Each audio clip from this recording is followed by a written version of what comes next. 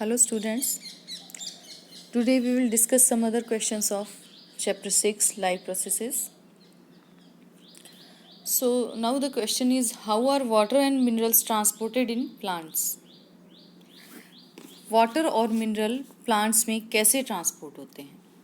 तो आप लोगों को बताया गया था कि वाटर मिनरल के ट्रांसपोर्टेशन के लिए प्लांट में एक स्पेशल सिस्टम पाया जाता है जिसे हम बोलते हैं जाइलम।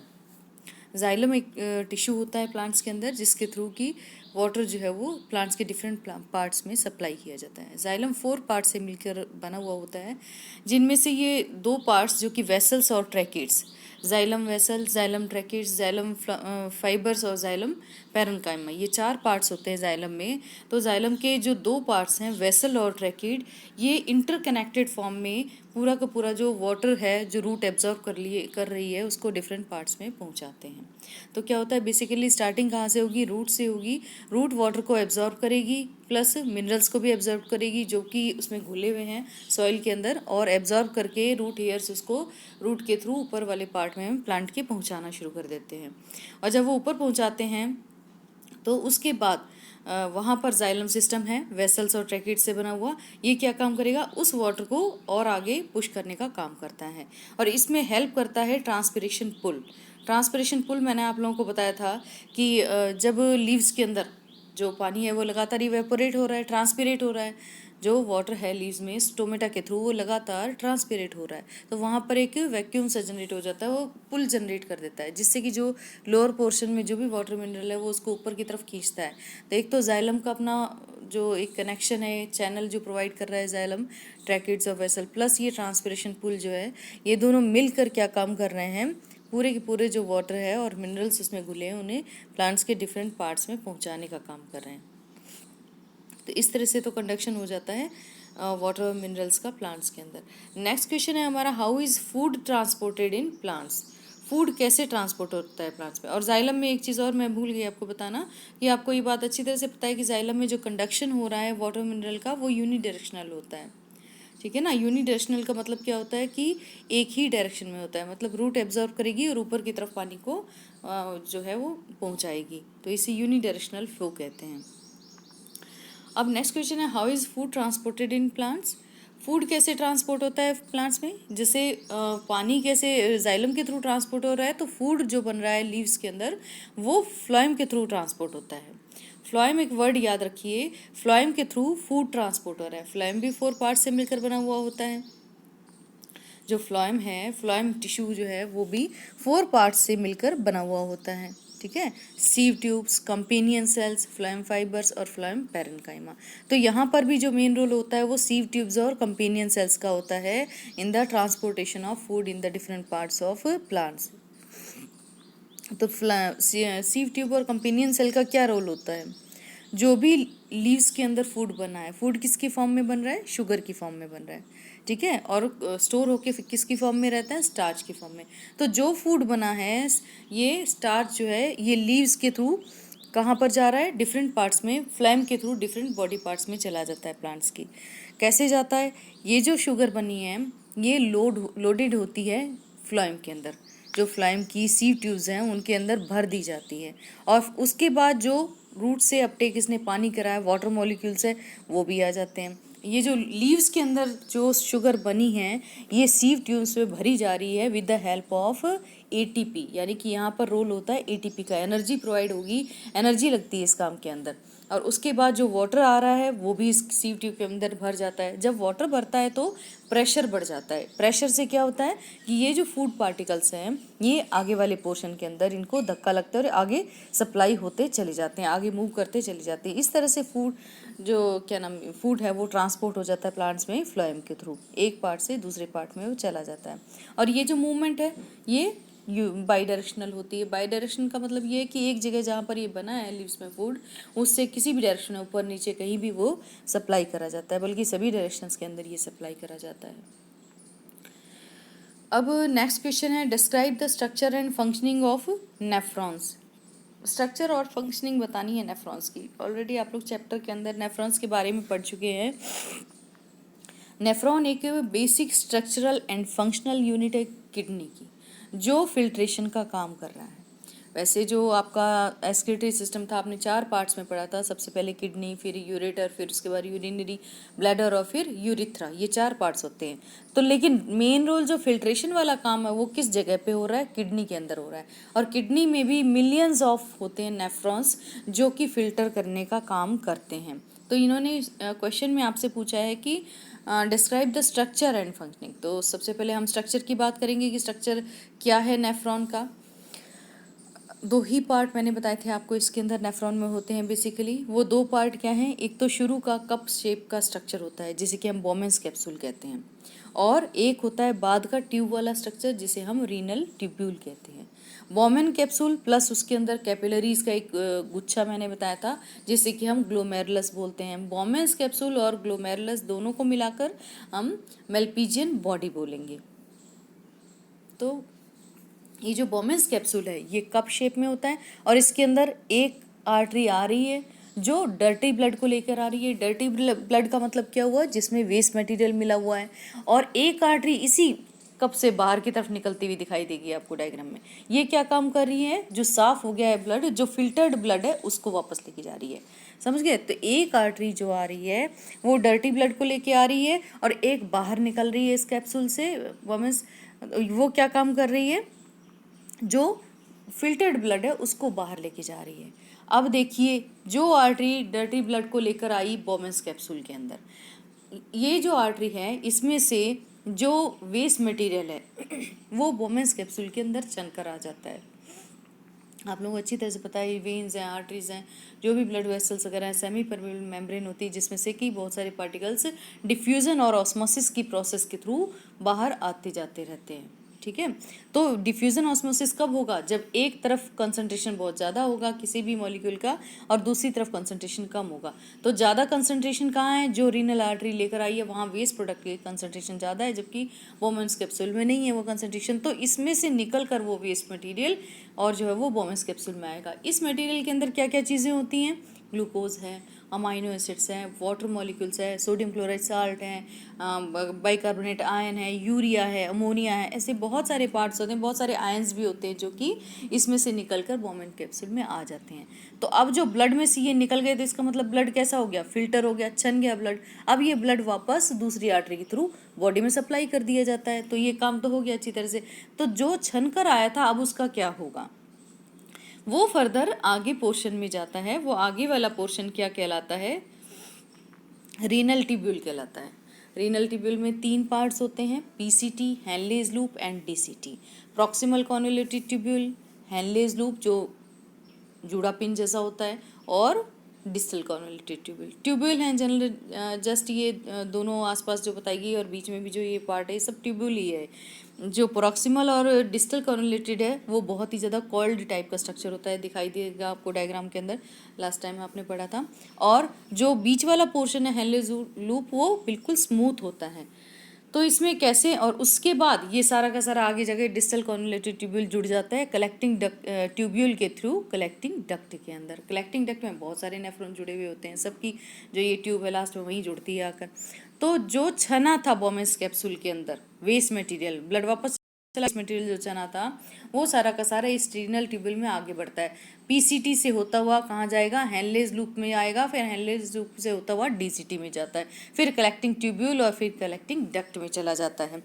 तो अब ये जो मैंने आपको बताया पीसीटी, डीसीटी और हेनलेज लूप में ये ट्रांसपोर्ट कर रहा है यूरिन, इसको यूरिन बोलते हैं। जो लिक्विड होता है जो ब्लड छन के चला गया अलग और जो बचा है फिल्टर, इसे हम यूरिन बोलेंगे। ये जब इसमें सप्लाई होता है तो इसके चारों तरफ कैपिलरीज होती हैं।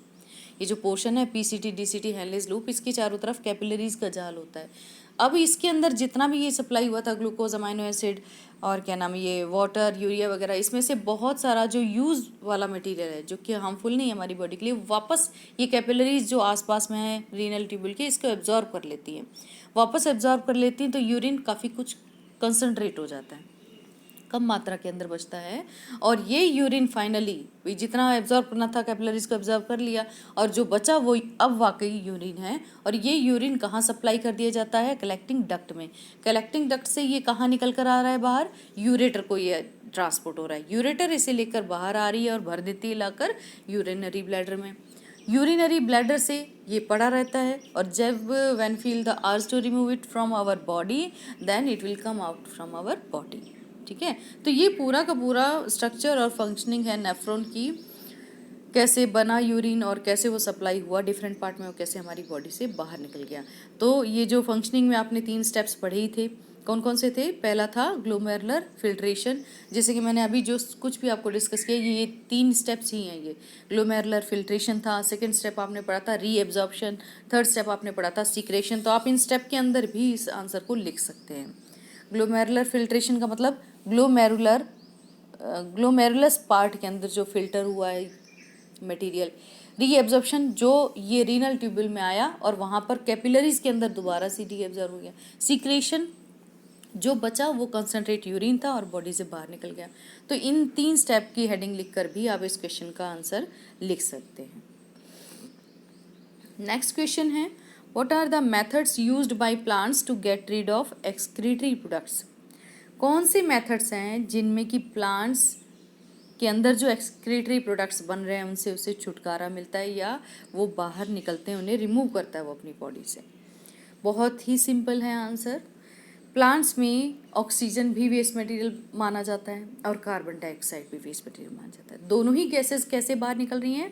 Through the stomata. स्टोमेटा क्या होता है? लीव्स पर पाए जाने वाले टीनी पोर्स होते हैं, और जो भी गैशियस मटेरियल बन रहा है ये इन्हीं टीनी पोर्स के थ्रू बाहर निकलता है। और प्रोसेस होती है डिफ्यूज़न।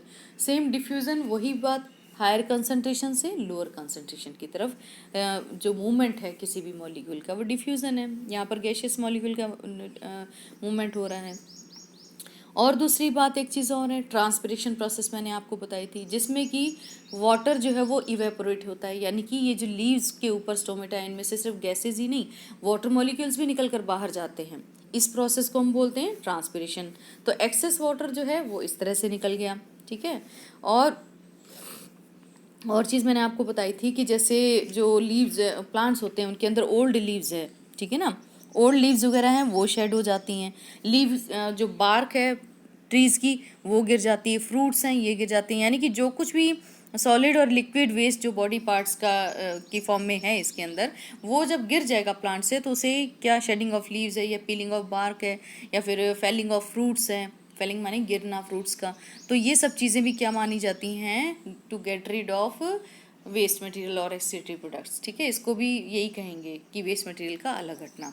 और एक चीज़ बताई गई थी आपको कि कुछ केमिकल्स प्लांट्स के अंदर जो है वो किसकी फॉर्म में अलग होते हैं, प्लांट से निकाले जाते हैं, गम्स की फॉर्म में, रेजिन्स की फॉर्म में निकाले जाते हैं। ठीक है ना, कुछ ऐसे भी प्लांट्स होते हैं जो उनके अंदर के वेस्ट मटेरियल को सॉइल के अंदर सीक्रेट कर देता है। तो ये सब चीज़ें, ये सब जो है कुछ टेक्निक्स हो गई हैं प्लांट्स के अंदर जिनके थ्रू की वेस्ट मटेरियल या एक्सक्रीटरी प्रोडक्ट को वो अपनी बॉडी से रिमूव करता है। ठीक, नेक्स्ट क्वेश्चन है आपका कि how is the amount of urine produced regulated? Urine जो प्रोड्यूस हो रहा है वो कैसे रेगुलेट हो रहा है? ठीक है ना, जो यूरिन प्रोड्यूस हो रहा है वो कैसे रेगुलेट हो रहा है? तो देखिए, यूरिन अभी जस्ट मैंने आपको पिछले नेफ्रॉन वाले स्ट्रक्चर और फंक्शनिंग वाले क्वेश्चन में बताया है कि जो यूरिन प्रोड्यूस हुआ उसके अंदर जो एक्स्ट्रा मटेरियल है लाइक ग्लूकोज है, अमीनो एसिड है, जो कि नुकसानदायक नहीं है, यूजफुल ही है हमारी बॉडी के लिए, वाटर मॉलिक्यूल बहुत सारे आ गए या फिर वाटर में डिजॉल्व और भी बहुत सारे कोई साल्स वगैरह हैं। ठीक है ना, तो ये कैसे ये वापस जो रीनल ट्यूब्यूल वाला पोर्शन है नेफ्रॉन का उसके आसपास कैपिलरीज के थ्रू रीएब्जॉर्ब हो जाता है। जो रीनल ट्यूब्यूल के आसपास कैपिलरीज हैं वो क्या काम करेंगी, ये जो मटेरियल जनरेट हुआ है इसमें से जितना यूजफुल है इनके लिए मटेरियल उसको वापस रीएब्जॉर्ब कर लेती हैं, और रीएब्जॉर्ब करने के बाद ये वापस बॉडी के अंदर ब्लड में चला जाता है। तो इस तरह से ये रेगुलेट होता है, जो अमाउंट है यूरिन का जो प्रोड्यूस हुआ है ये इस तरह से रेगुलेट होता है। नेक्स्ट क्वेश्चन है आपका कि what are the different ways in which glucose is oxidized to provide energy in various organisms? What are the different ways in which glucose is oxidized? ऐसे कौन कौन से तरीके हैं जिसमें कि ग्लूकोज जो है ऑक्सीडाइज होता है और क्या प्रोवाइड करा रहा है बॉडी को? एनर्जी प्रोवाइड करा रहा है। ठीक है, तो क्या तरीका है ऐसा? आपको जस्ट बताया था स्टार्टिंग के अंदर, ये जो लाइफ प्रोसेस चैप्टर में जो टॉपिक रेस्पिरेशन था उसमें बताया गया था कि ग्लूकोज सबसे पहले किस में कन्वर्ट हो रहा है, पायरुवेट के अंदर कन्वर्ट हो रहा है। जो ग्लूकोज है वो पायरुवेट में कन्वर्ट हो रहा है, और ये पायरुवेट जो है ये प्रोसेस होती है साइटोप्लाज्म के अंदर। अच्छा, ये प्रोसेस सब में होगी, किसी भी तरह का ऑर्गेनिज्म हो हर एक के अंदर ये प्रोसेस होती है ग्लूकोज से पायरुवेट बनने की। ऑर्गेनिज्म दो तरह के हो सकते हैं, एरोबिक और एनारोबिक ऑर्गेनिज्म। एरोबिक का मतलब जो ऑक्सीजन की प्रेजेंस में काम कर रहा है, यानी कि जिसको अपने ऑक्सीडेशन के लिए जो फूड के हैं वो ऑक्सीजन की रिक्वायरमेंट होती है। वो ऑर्गेनिज्म जिनको अपने फूड के ऑक्सीडेशन के लिए ऑक्सीजन की रिक्वायरमेंट नहीं होती है और वो अपनी ऑक्सीजन की एब्सेंस में भी काम करते हैं, वो कहलाते हैं एनारोबिक ऑर्गेनिज्म। तो एरोबिक और एनारोबिक दोनों ही कंडीशन में ग्लूकोज से पायरुवेट तो बनता ही बनता है लेकिन पायरुवेट से आगे जो है फूड मटेरियल का सिंपल मॉलिक्यूल्स के अंदर कन्वर्ट हो जाना, वो अलग अलग होता है, अलग अलग कंडीशन के अकॉर्डिंग। एरोबिक जो ऑर्गेनिज्म हैं उनके अंदर क्या बनेगा, कार्बन डाइऑक्साइड और वाटर बनता है, ये आप लोगों ने पढ़ा था। जो एरोबिक ऑर्गेनिज्म है उनमें कार्बन डाइऑक्साइड बनती है और वाटर बनता है, और कंडीशन क्या होती है, जो कंडीशन है वो होती है इन प्रेजेंस ऑफ ऑक्सीजन। ठीक है, जो कंडीशन है वो है प्रेजेंस ऑफ ऑक्सीजन और बनता है कार्बन डाइऑक्साइड और वाटर प्लस एनर्जी जनरेट होती है। ये बात आप लोगों को अच्छी तरह से पता है कि कोई भी काम हो रहा है, जब फूड का ऑक्सीडेशन हो रहा है तो उसमें जनरेट क्या होगी, एनर्जी जनरेट होगी। अच्छा, उसके बाद सेकंड बात स्टेप आता है एनारोबिक कंडीशन, यानी कि ऑक्सीजन की एब्सेंस है। एब्सेंस में क्या बनता है, इथेनॉल बनता है, कार्बन डाइऑक्साइड बनती है प्लस एनर्जी जनरेट हो रही है, लेकिन कंपैरेटिवली एनर्जी कम जनरेट होती है जितनी कि ऑक्सीजन की प्रेजेंस में जनरेट हो रही है, यानी कि एरोबिक रेस्पिरेशन में जनरेट हो रही है। तीसरा स्टेप होता है जब ऑक्सीजन की कमी है, जैसे कि ये जो सेकंड स्टेप मैंने आपको बताया एनरोबिक, ये जनरली किस में देखा गया है, ईस्ट के अंदर देखा गया है, या फिर बहुत सारे बैक्टीरिया हैं जो कि एनरोबिक रेस्पिरेशन को शो करते हैं। थर्ड स्टेप है जिसमें कि लैक ऑफ ऑक्सीजन होता है, यानी कि ऑक्सीजन की कमी में जब रेस्पिरेशन हो रहा है, तो इस कंडीशन में जब बनता है वो है lactic acid plus energy generate हो रही है। तो ये भी एनर्जी इस केस में भी काफ़ी कम जनरेट होती है। तो ये 2-3 मेथड्स हैं जिनके थ्रू ग्लूकोज से एनर्जी जो है वो मिलती है, और 2-3 मेथड में aerobic, anaerobic and lack of oxygen, यही 2-3 मेथड आएंगे। तो आज के लिए इतने ही क्वेश्चन बहुत हैं।